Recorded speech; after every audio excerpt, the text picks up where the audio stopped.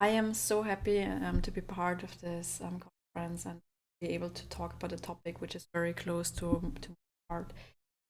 So my name is Johanna Pirka and I'm a researcher at Graz University Technology. I'm leading a group called the Game Lab Graz.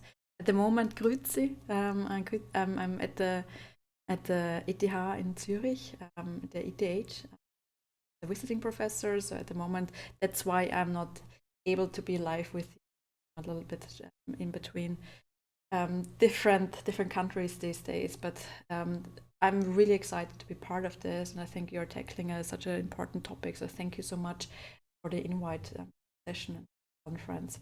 So my talk today will be about this hypothesis, this idea that we're going to be all game developers at some point.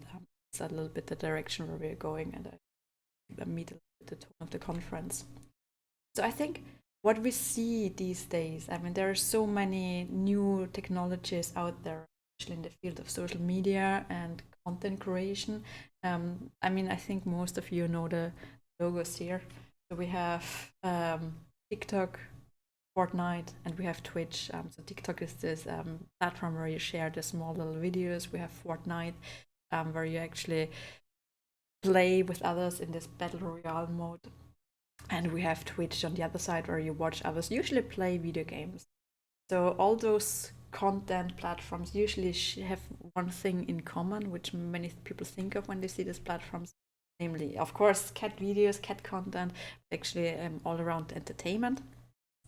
But there is one additional thing what those platforms share. They're also all used for educational content. And I think it's very important that we always take a close look at the new technologies, especially the technologies which are super motivating and exciting for new generations, and see how we can, like, how to say it, misuse them. Again, to share educational content. So this in the bottom right, for instance, is me using Twitch. Twitch is usually this platform where you watch others playing video games, and you have this live chat on the right side. And I used it for my lecture, the lockdown, Corona. Also Fortnite. There are actually tutorials how you can teach with Fortnite. No, like of course other platforms like Minecraft are like the most obvious choice, but Fortnite often is really yeah, one of those things many people and parents are more concerned about. However, again, it can be used in very different direction. And I was always fascinated and very motivated to understand better how people learn, how people was a little bit topic of my research and the tone of my research. And I was always a little bit frustrated about the traditional teaching method because at the end of the day, as soon as the lockdowns were over, we were back to very traditional settings, even though we know interesting, good alternatives by now. And we have to rethink a little bit how our new generations. And it all starts with, I mean, this is a generation. I am in a generation, I barely know a world without the web. I do know the world without a web, or like not probably not in the form we have it today.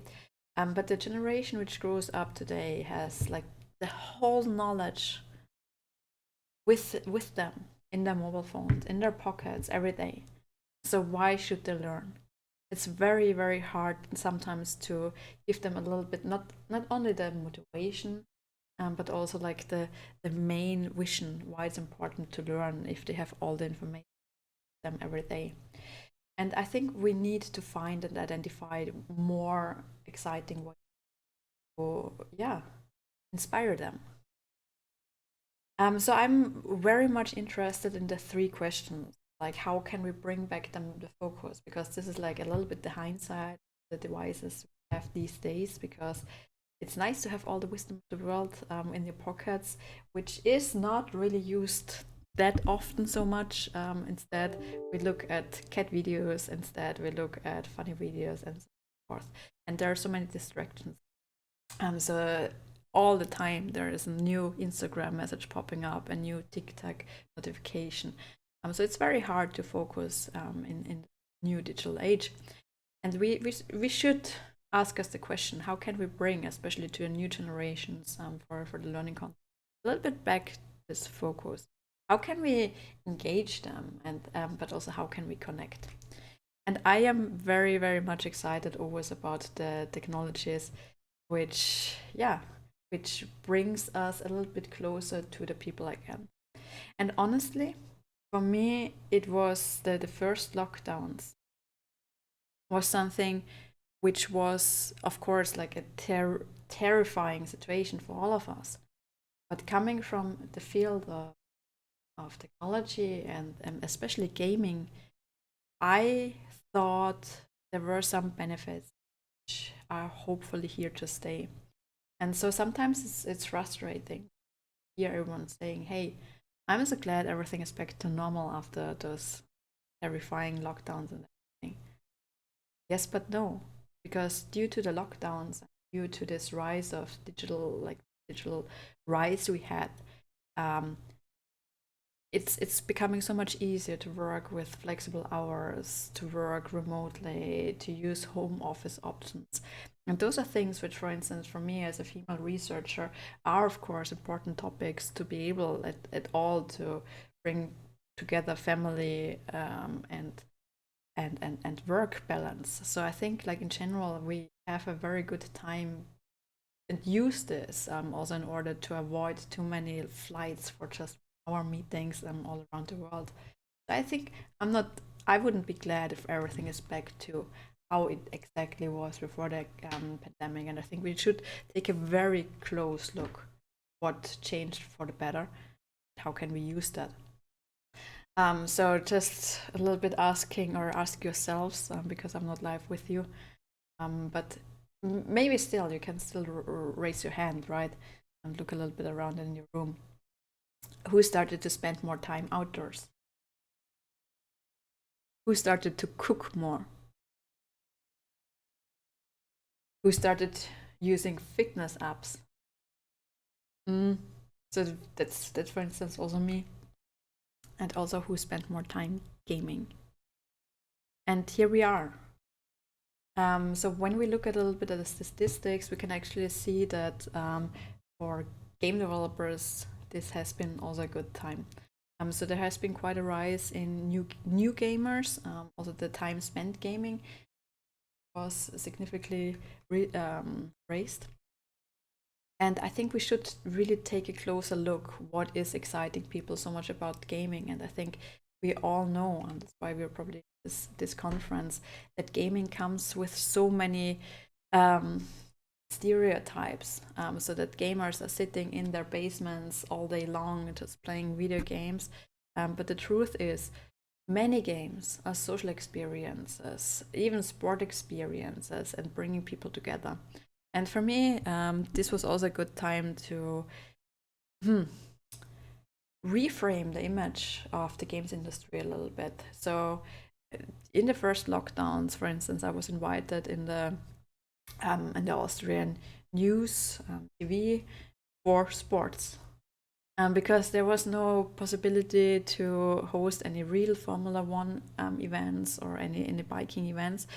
So they thought of alternatives, and that's where esports and gaming in general became very attractive, also for the general sports industry.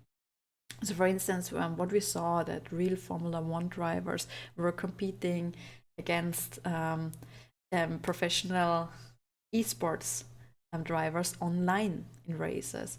Or what we see at the bottom right, those are like actually bikers making e-league, where they have their real bicycles at home with some sort of a simulator. You have this feeling of a real race, but from home. And all of a sudden, like the two worlds were so much coming closer together, the digital world as well as the real sports world. It was again very, very lovely timing. And what also happened is that for the first time, also the WHO was actually suggesting, hey, video games during the lockdowns can be a very beneficial element for you to do more sports, be more active, use sports games. And it was also noted that especially also the social games can have a very beneficial effect. There's a very lovely Oxford study showing the potential beneficial effects of video games such as Animal Crossing towards boosting your mental health. So it's not really surprising that in the first lockdown, as the game Animal Crossing was released. Animal Crossing is this lovely game which you see at the top right, where you have this cute little avatar. So you can create your cute little avatar. You can decorate your island. So everyone has a own island. You can decorate it, build houses, build a virtual museum. You have this small little beach side area where you can make lovely spaces, and then you can invite over friends.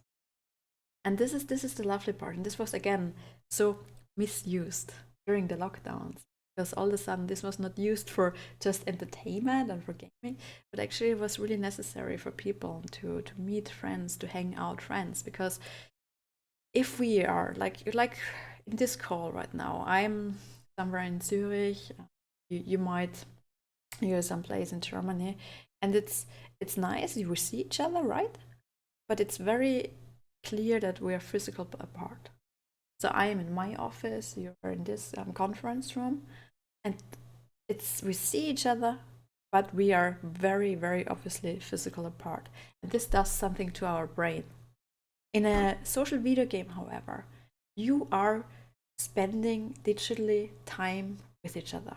So I can walk with my friends on this virtual beach. I can take them to my museum. We can just hang out. We can stand next to each other. We have in this world this embodiment that we have the feeling of being next to each other. And this is a very different quality of spending time with each other. And that's why Animal Crossing was then actually also misused for so many other fields, such as there has been weddings, there have been birthday parties, funerals even, and also academic conferences happening in Animal Crossing.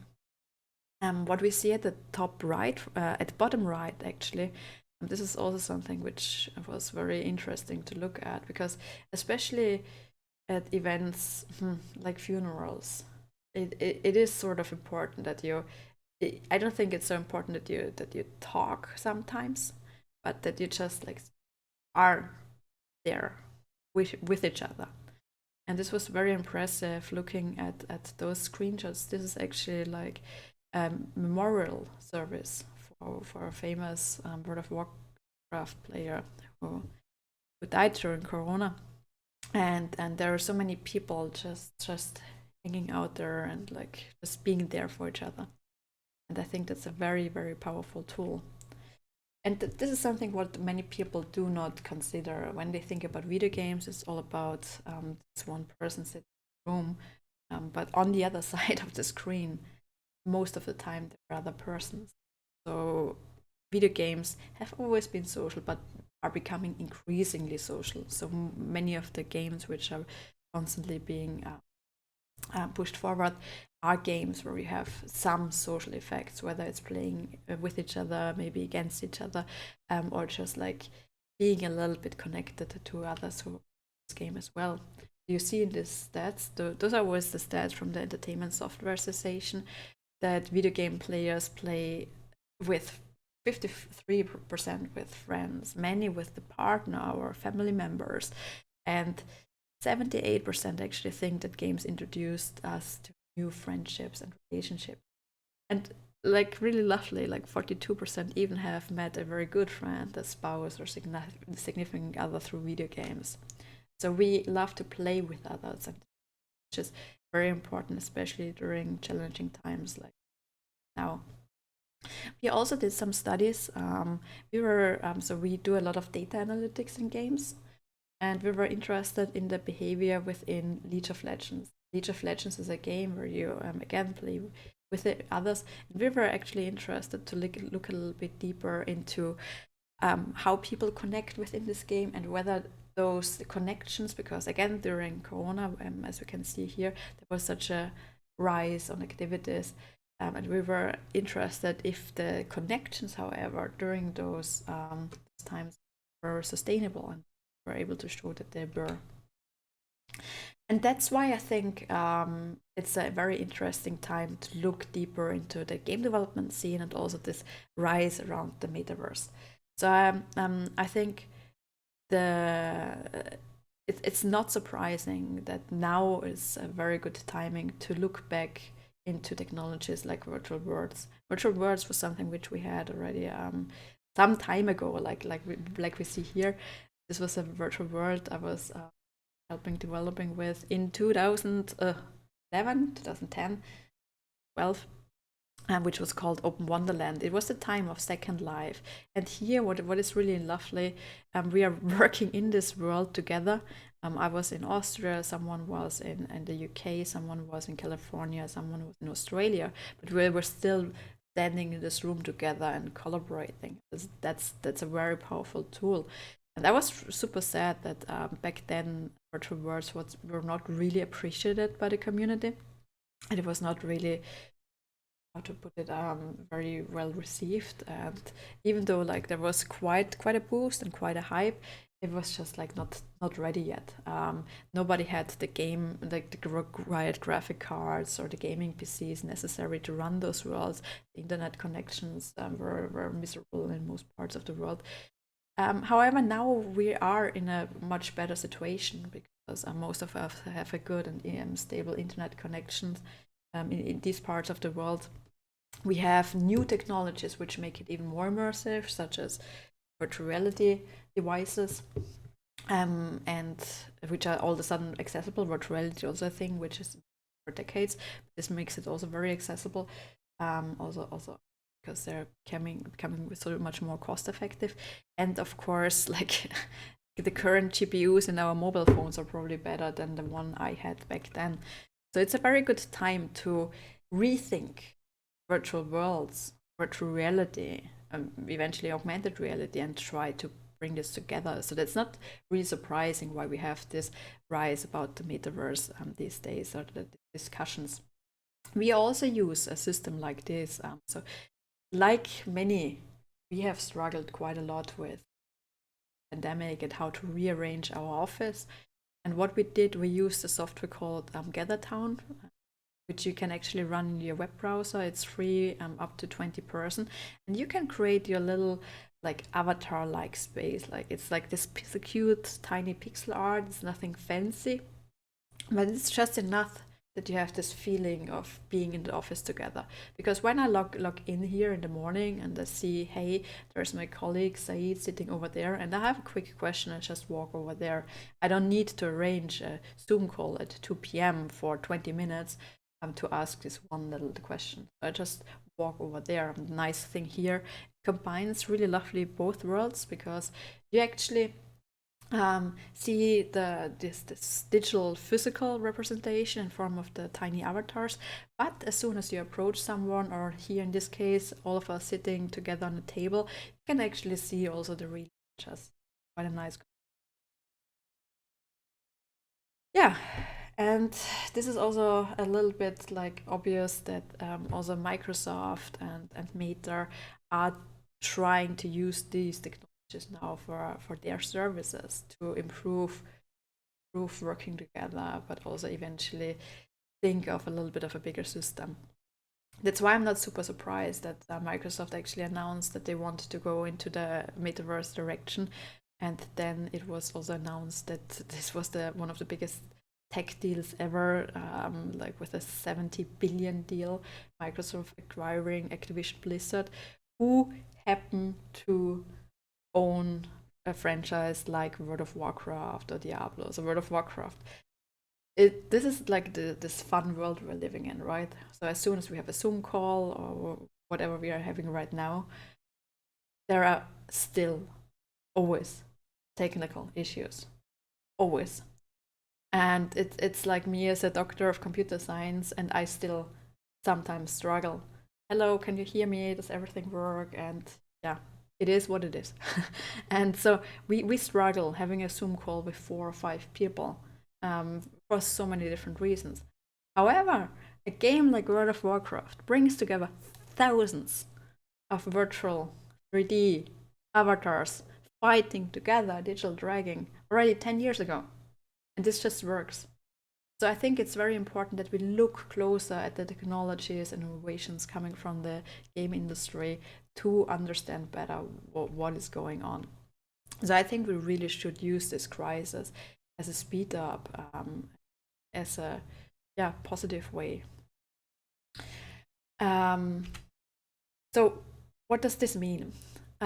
So my theory is that we all gonna be game developers, because if we look at those worlds, those are things which need some sort of customization, whether it's virtual world like a 3D virtual world, or this pixel related work in Gathertown, but it sort of needs people who help customizing and help running it.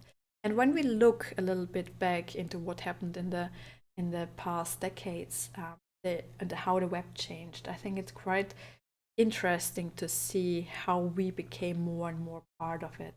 So back then, for instance, we had the web where just a few people were creating a little bit of content, creating websites, creating like, yeah, the the first websites, the first content in the web, but it was just a few of them. Then people wanted to be more part of it. We had the web 2.0, where actually people were starting to create their own content.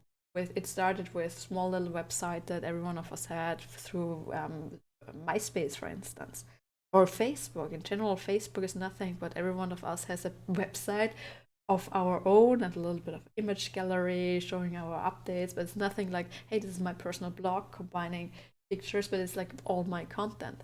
And the content we are creating is becoming more crazy every year. So it started off with the text, then we started to share more pictures. Sometimes we started sharing locations or reviews. But like the content is constantly changing. Now with YouTube and so on and so forth, everyone started to become a video creator. And now, I mean, when I was at school, it was like so difficult to learn how to make a video. You had proper camera setup. It was very complicated. It was very expensive. Now you just walk around with your phones. You create really professional tiny TikTok videos within minutes. So we want to be more and more part of it. And then we have platforms like YouTube where you can watch videos, and all of a sudden we have platforms like Twitch where everyone has their own talk show. So there on Twitch, there are thousands of people hosting their own talk shows, basically talking about games, talking about cooking shows, sports, and so on and so forth every evening. So we become more and more and more part of this whole scene. What's going to be the next step? And if we look at those worlds, I see that it's going to be so important that we also learn how to not create only pictures, videos, and our like talk shows, but also digital 3D content, interactive content. So I think it will be very strongly going into the direction that we will be able to co-create those worlds, like we have in metaverse, like those virtual worlds and so on and so forth. That we are able to make small little changes in 3D models for our own little pixel avatar. So change them, make them customizable, but also of course to make small tiny scripts. So I think this is a little bit the direction where we're going, and I also find very relevant in the field of educational games. So I quickly want to also jump a little bit into this idea of Twitch, because this is something which I find very highly interesting. Because again, we should take a very close look what is happening in the games industry and how we can use it also outside of the games industry. Whether this is games for a serious purpose, like we have here at the conference, but also game-related tools, such as Twitch. So this is me using Twitch for my lectures. And the nice thing here was actually, if I had a class of 140 people, and usually a class would take, let's say, like make it easy, half an hour. The class takes half an hour and there are 140 people. And what you can already see in this video, I have 140 students, but 660 people are watching this. And instead of half an hour, the lecture takes 90 minutes. So what is happening here? I was always super like what I liked about the university, that's an open space that everyone can just come and go and just join us for the lectures, whether they're students or not. And I didn't want to have my lectures hidden behind Zoom walls or something like this. I wanted everyone to make it be able to join. That's why I decided to have my lectures on this from Twitch. You could probably also use YouTube Live or something like this. But Twitch has a very interesting way of interacting with people and engaging with people. So on the right side, we always have the chat. And what happened? The people were so invested in the content and were constantly talking, not only with me, but especially with each other about the content I'm currently talking about. So if I talk about here a little bit of this idea of balancing games, there are all of a sudden so many discussions about the game, about like the balancing strategies, new links, and all of a sudden also other experts, even like in industry experts, would join in this discussion. And so many more people also outside of my lecture would add to this knowledge base. So instead of only me presenting my content, all of a sudden we had a constant discussion about the content and what is going on. This is something which I find extremely valuable because, yeah, I don't want to be just there standing and say, here, fact, fact, fact, fact, and present my theories. The best thing which is happening, especially some of the lectures, that they start discussing about the content and add to the content. And we really had nice times using online digital tools such as Among Us, GatherTown, where we created our own worlds around this.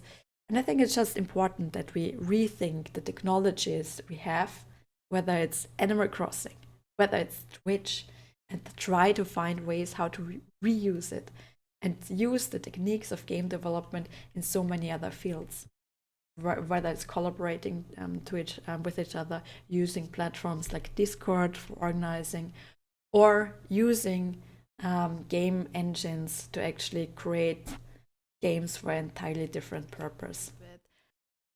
So I do believe that we really are at very, in this case, in a very, very living in interesting times, with the rise of the social worlds, with the rise of virtuality. And I think it's a very good way to actually use this and use it for some good applications. Thank you so much for your attention and have a wonderful rest of the conference. Bye.